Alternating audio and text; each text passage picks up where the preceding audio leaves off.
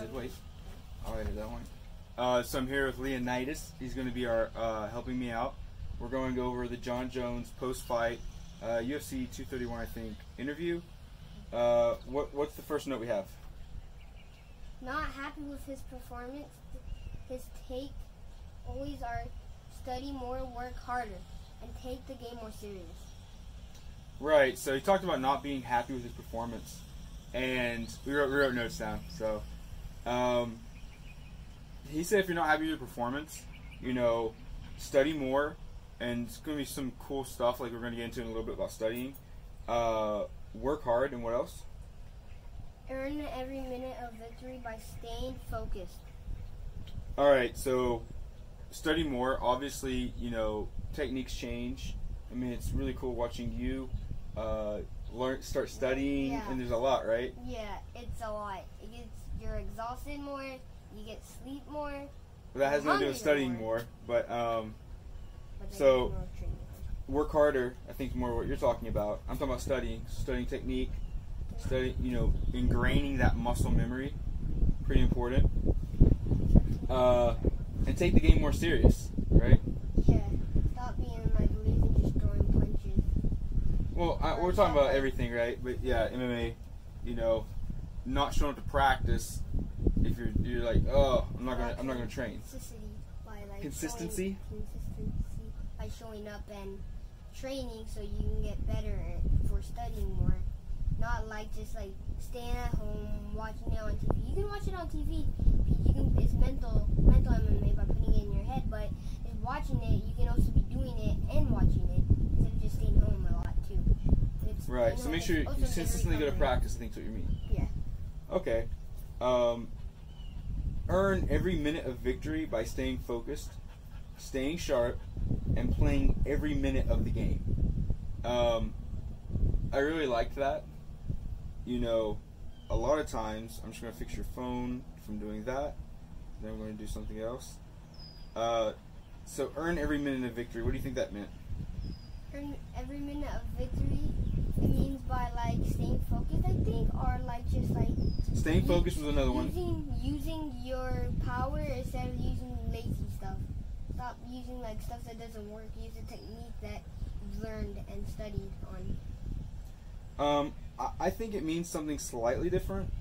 Earn every minute of victory. I think it means there's times when we're winning and we start to slack off. Yeah. We start to no longer put in effort because we think we've already won. The fight's not over till when? Round 3 and the horn goes off. Well, until it's over. Yeah. Right? Yeah, you're right. So the ref stops you Yeah. until the round ends, Yeah. until the last round ends, and a lot of times it's easy just to quit. It's, hey, I think I've won enough, I'm good, and you don't know, they might come back from behind and surpass you, and that's a good life lesson, I think. A lot of these are really good life lessons, by the way. Like, I love learning life through fighting. And I think it's very synergistic, right? Mm-hmm. Like staying focused, staying sharp, playing every minute of the game. Every minute. Every minute of the game. What about this? What if you're playing a video game and you're the final 2 squads, and then you just start staring at the sky? You're probably not going to win the game, right? You're not going to win the game, are you? No, you're not at all. Right. Stay focused, you're going to probably lose. If he had lost the fight, instead of being upset at himself, he would have been motivated and inspired. I think a lot of times when we lose something, we try to blame other people, right? Good posture, by the way. Yeah. We try to blame other people. Like, oh, if they hadn't cheated. Mm. Oh, if they hadn't, we don't really take ownership. Yeah. And that's what Diego did because he got his knee dislocated, his leg dislocated. Thiago. Thiago. Yeah, Santos. But he wasn't like saying he cheated, he did kicks that were not. He didn't complain once. He broke everything in the knee. And he said, "Hey, bro, let's go. Hey, can I get a hug and let's go party?" Yeah. Right? That's some sportsmanship, dude. That's some sportsmanship. Trust his coach's opinions. I think a lot of times, because we're in the fight, we're in the suck. You know what that means when you're in the suck? Yeah. Go away. We want to we want to forget that our coaches are the trusted ones. You know, they've got the experience. Exactly, they know us. And for us, like we're uncomfortable. We're going through the suck, and so we start to discredit and not trust them. I really liked how he said, "Trust your coaches, trust your mentors, trust the ones that have earned that trust." And that gained all of that by doing the same thing you did and had big mistakes and not trying to help you not make those mistakes they made. You know, he mentioned he was impressed by all the competitors. I think a lot of times some people need to build up themselves by smack talking and be like, you know, I can take Leonidas. You know, he's a little scrub. Instead of saying, well, you know what, he brings something to the table. You know, I think once you start doing that and discrediting them, you really are on the point where you're probably going to lose sometime soon in the near future. So I really like that he said that, you know, he's impressed by all the competitors. That tells me that he is not getting lazy, he's not getting complacent, keeping his eye on the horizon, saying, hey, maybe they're learning something, he's probably studying them, you know. Can you learn something from a person of a lower belt than you? Yeah, I can learn some stuff from them, like... No, you don't have to go into details. Oh, okay. But you can, right? Yeah, I can. Everyone brings something. Everyone learns different pieces, so that was cool. He mentioned it's a game of inches. You win and lose by an inch, you're still the same person. I think a lot of times when you lose, you forget that just an inch away from victory. What do you have on that? Yeah, sometimes I feel like that going against some of my friends, I feel like that sometimes. They're always tapping me out, but I actually have fun when they tap me out because I learned their stuff, so now I'm defending them a lot now. Oh yeah, totally. I mean, so where they're winning by an inch, soon you're going to be winning by an inch. Yeah. Then you guys put each other into like this time where you're like balancing each other and like making each other having to go hard on each other and then doing the techniques actually. Right. They're asked if he thinks he was the greatest of all time, and he said greatness is a matter of opinion. And this kind of rolls into what he says, I'm consistently dominant. And I thought that was pretty cool. You know, I think society makes us want to be great, right? Like, we want to be famous, we want to be whatever. But in a fight, like, who cares? It's about who can dominate, who can inflict their will on someone else. And instead of people thinking you got like a nice, cool, flashy move, you might have a boring move, but you beat everyone. You've got the fundamentals on lock. Yeah. And I think that was very interesting. Your shoulders are tight? My back's tight too, yeah. We still got to train today. So, the unexpected becomes expected. People aren't as unpredictable as you think they are. You just have to study more. That's where I was linking back to the studying more. He said, you know, talked about Thiago Santos' capoeira. You know, where he did the kick, where he did like a cartwheel and did a double kick. He said, I saw it coming because I studied it. You know, sometimes I get put in a move, and I'm like, ooh, where did that come from? Because I didn't study those branches that got me there. So, through like studying more, and it's like a test, right? Yeah. You know, the questions look like you have no clue where they came from. You didn't study. Because when you study, you're like, I've seen these 1,000 times. It's like when I kept doing my barambolas, I had to stop doing barambola because one of my teammates started saying, hey, you can't do that barambola from that far. I'm like, how do you know? He started studying it because you're hitting it on him. Because I've been doing it all the time when I go against people. Yeah. Not a fan of teams, but a fan of greatness. So, this is circling back to that, where sometimes we put our identity in a team, even though we have a cool team and it's family, but people get caught up in that versus being caught up in the acts that are happening. You know, sometime you're going to retire from the team, sometime you're going to have to move, or, you know, like, it's not going to work out with that team. But yeah, you got to head to a different gym. And still, though, you can appreciate the greatness of that individual. Yeah. You don't have to be so, like, you know, because you don't know what they're going through, right? You don't know what their life situations are. Nothing. But you can appreciate that, you know. I really appreciate Mike Tyson. I think Mike Tyson was a great heavyweight. He's one of my favorite heavyweights. Don't worry, I know you probably don't know about him that much. No, I don't. Great, phenomenal peekaboo style. You'll learn it. But he lost his trainer, went downhill, but a fan of that greatness. Yeah. I really like that. He kept going and started going even harder. Right. Without the trainer, maybe. I don't know about him, but maybe he did that. Right. One thing I really liked, and I think I'm a tenacious individual, but he said, "Be malicious. This is combat." I think sometimes you see them in there, and they seem like a nice guy, like they don't want to hurt people. They seem totally nice, but then when they start going, they go high jab, high overhand. Because it's combat, right? Yeah, it's combat. Also, when there's money on the line, people will be like, they get hungry. I look nice, but They get hungry. I want to go hard. So I really like that's malicious. People talk about what is it? Wagner's Python move. That's a dirty trick. It's combat. When you're in a combat situation, whether that's on the mats or in the bar, if you're in the street and someone is trying to inflict bodily harm, I'm doing everything I can to harm them. 100%. I mean, their arm, if they have I may not even do jiu-jitsu. I might use a weapon of opportunity around me, and end them. Knee them right in the belly. Maybe. Anything you can do. Anything I can do, exactly. Like what Jon Jones said in one of his, when there was a replay, he said, "Try it out. Dislocate the knee with one of the leg kicks." Oh yeah. Yeah, it was hilarious. He did say if they're trying to give me brain damage, I think I can give them a limp. It's a fair trade. I thought it was cool too. I mean, brain damage that affects everything. A limp. Hey, at least your brain housing group's still good. Yeah. So, especially you're a smart kid, and I don't want to hurt that. No. Defense wins championships and some offense too. He was throwing back to football, but for you, I know it's sometimes your offense game isn't as strong, but your defense is very tight. Yeah, I got some good defense, but then my offense is not as good. Right. My stand-up game is not really good, but my ground game is better. Right, but I think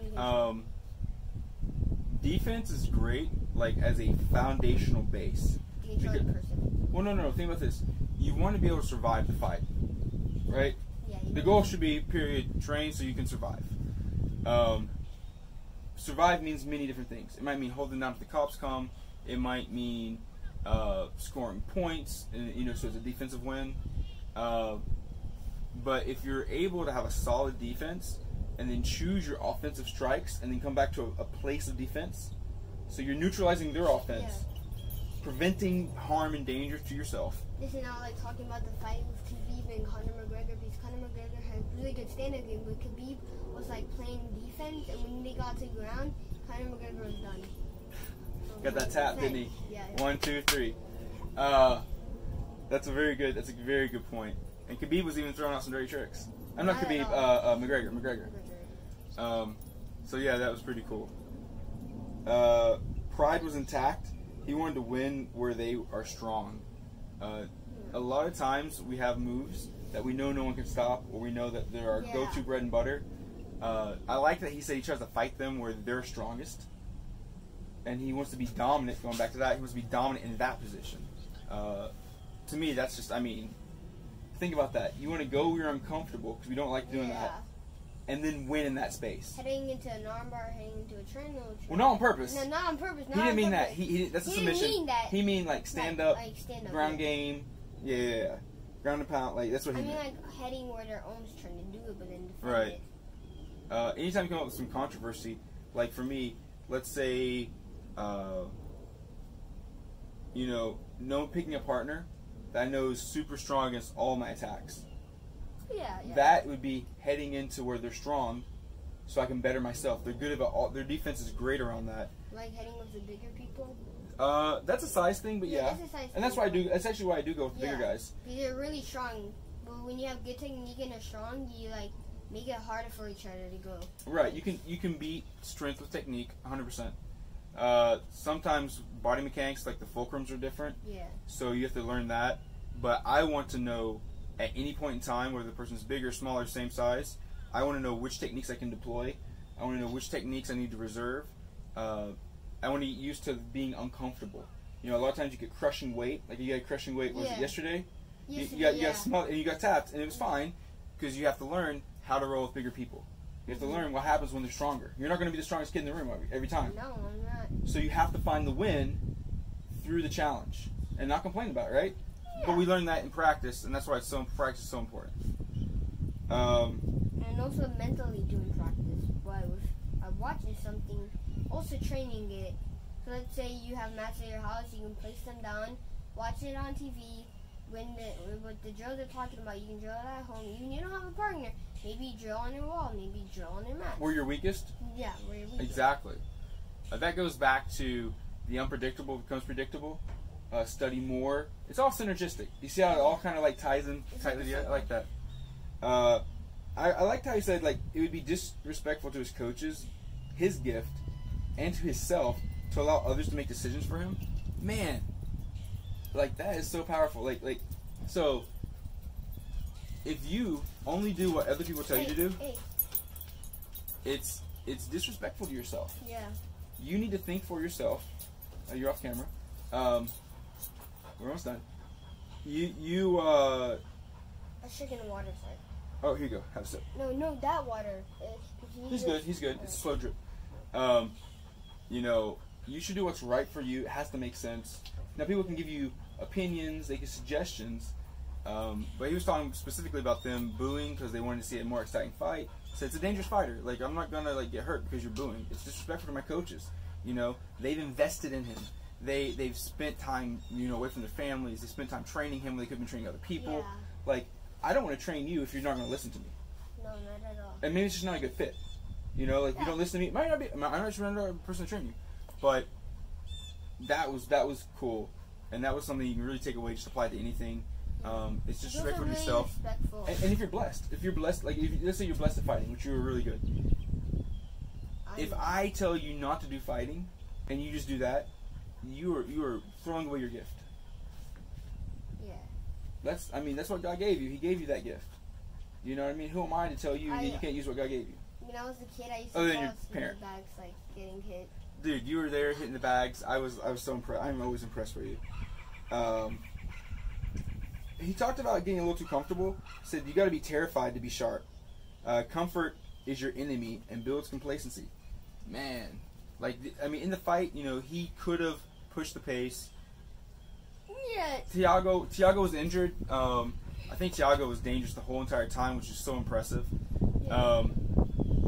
But because of the injury, I don't think Thiago was able to push his pace, and so Jones didn't feel threatened. He didn't feel like he had to bring his best game. Yeah. And I like that he acknowledged that. If he brought his best game, he would probably hurt Thiago way more. And it went to a split decision because of that. Yeah. Like, he could have maybe finished Thiago. He could have maybe TKO'd him or submitted him or knocked him out. But he was nice enough to let him try to heal in the fight when they're still going. But nice. Remember, you got to be malicious. It's combat. Yeah. Combat. Thiago could have got that knockout. I mean, he's a powerful guy. Yeah. So he hit that him being nice could have made him get the loss. Yeah. You can't be. That's one thing I think you're gonna have a challenge with. Is trying to not being too nice. Yeah. Sometimes definitely. I like to be nice, and then I just get beat up. And it makes me so frustrated. Yeah, and I want to pull my hair out. And then once I get beat up, and I'm like, what did you just do? Yeah. And then I go. It's because you're being nice. No, you can't be nice on the mats. I mean. Not on the mats. Keep like your partner in safe. Yeah, exactly. Well, we can be kind and nice people. Yeah. But during a combative situation, there's no nice time. No nice time. I like how you fix it. And here is my favorite thing. So proud of Jones for saying this. Save the best for last. But God is good and Jesus is number one. I know, especially for us, you know, that's our priority. Yeah. And like I respect people that speak their truth, even if I disagree with it. But to the unpopular, you know, it's not really popular opinion. But you know, I thought that was wonderful that he has the the dominant UFC fighter. No one's really like going to bully him for being a Christian, so that's cool. No. But at the same time, I think that empowers other Christians to be bold in their faith and that was a blessing to me when he said that. I just wanted to like I gave him a little fist pump. So anyways, this is just our breakdown of the Jon Jones post-fight. We're going to be adding this to our notes. We're going to be meditating on this and seeing what more we can gather from it. Yeah. Other champions. So awesome. See you guys. Hope you enjoyed.